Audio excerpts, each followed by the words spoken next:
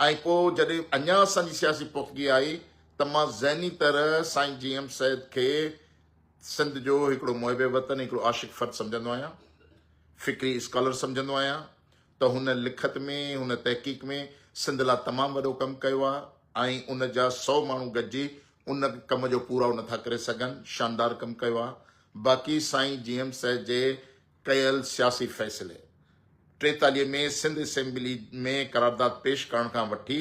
सिंध जी सियासत जे बाबति जेके बि उन सियासी फ़ैसिला कया आहिनि ऐं आख़िरी फ़ैसिलो सिंध जे तबक़ात वर्किंग क्लास जे नौजवाननि GSN जे कारकुननि खे पार्लियामानी सियासत खां परे करे ऐं जागीरदारनि, वॾेरनि, मीरनि, पीरनि, सैयदनि लाइ इहो पार्लियामानी माज़ जेको ख़ाली करे ॾिनो, जंहिंजे करे अॼु हिन